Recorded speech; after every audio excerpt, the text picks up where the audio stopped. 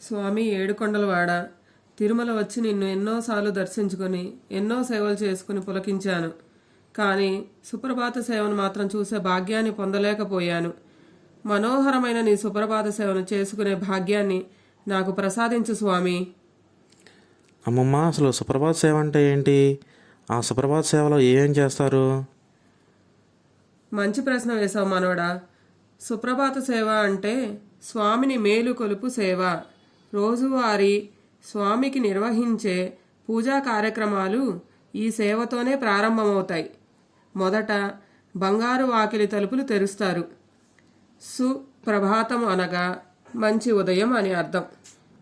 హిందూ పూజా విధానాలలోనూ, ప్రత్యేకించి శ్రీ వైష్ణవాచార పరంపరలోనూ భగవంతునికి అనేక సేవలు నిర్వహించే సంప్రదాయం ఉంది. ఇలాంటి సేవలలోనిదే సుప్రభాత సేవ. ఆ సుప్రభాత సేవ సమయంలో చేసే కీర్తననే సుప్రభాతం అని అంటారు. అవునా అమ్మమ్మ? మరి ఈ సుప్రభాత సేవ ఏ సమయంలో జరుగుతుంది? ప్రతిరోజు బ్రహ్మీ ముహూర్తంలో ఉదయం 2:30 నుండి 3 గంటల మధ్యలో జరుగుతుంది. మరి ఆలయం తలుపులు ఎవరు తెరుస్తారమ్మమ్మ?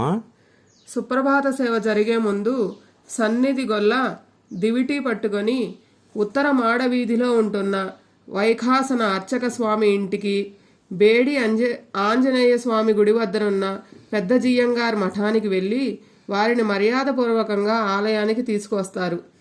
అర్చకులు శ్రీవారి బంగారు వాకిలి తెరవడానికి ఉపయోగపడే కుంచకోల అనే సాధనం, తాళం చెవులను ధ్వజస్తంభం దగ్గరున్న క్షేత్రపాలక శిలకు తాకిస్తారు.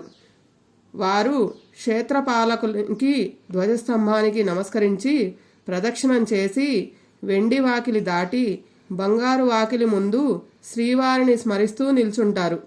ఆ సమయానికి ఆలయాధికారులు, పేష్కారు, శ్రీవారి సుప్రభాతాన్ని పఠించే వేద పండితులు, తాళ్లపాక అన్నమయ్య వంశస్థుడు ఒకరు తంబూరతో స్వామివారికి మేలుకొలుపు సంకీర్తన పాడడానికి సిద్ధంగా ఉంటారు. తాళాలు తీసిన తర్వాత సన్నిధి గొల్ల బంగారు వాకిలి తెరిచి దివిటీతో లోనికి ప్రవేశిస్తారు. ఆ తర్వాతే అర్చకులు మధుర స్వరంతో కౌసల్య సుప్రజ రామ అంటూ సుప్రభాతం అందుకుంటూ లోనికి ప్రవేశిస్తారు. ఇంత ప్రాసెస్ ఉంటుందా అమ్మమ్మ? అయితే మరి తిరుమలలో లడ్డు ఎంతో రుచికరంగా ఉంటుంది. ఆ లడ్డునే సుప్రభాత సేవలో స్వామికి నైవేద్యంగా పెడతారా?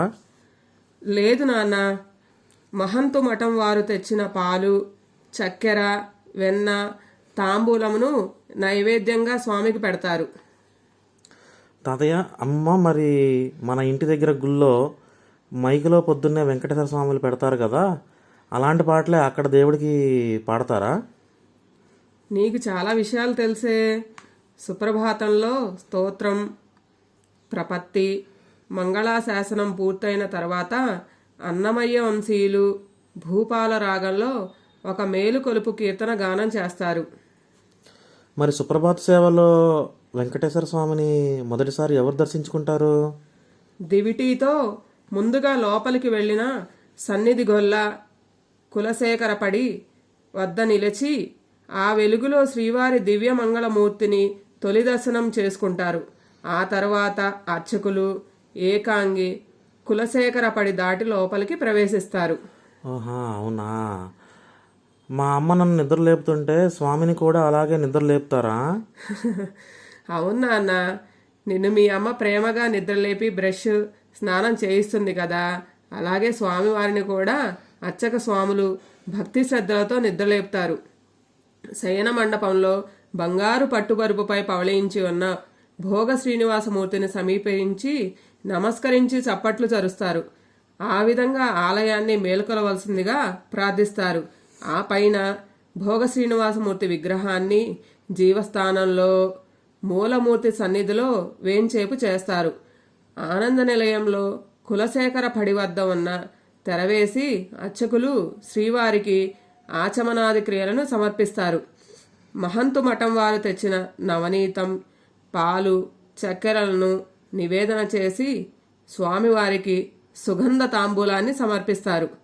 బంగారు వాకిలి ముంగిట్లో వేద పండితులు సుప్రభాతం ముగిస్తూ ఉండగా లోపల అర్చకులు శ్రీవారికి నవనీత హారతి ఇస్తారు. అమ్మమ్మ, నవనీత హారతి అంటే ఏమిటి?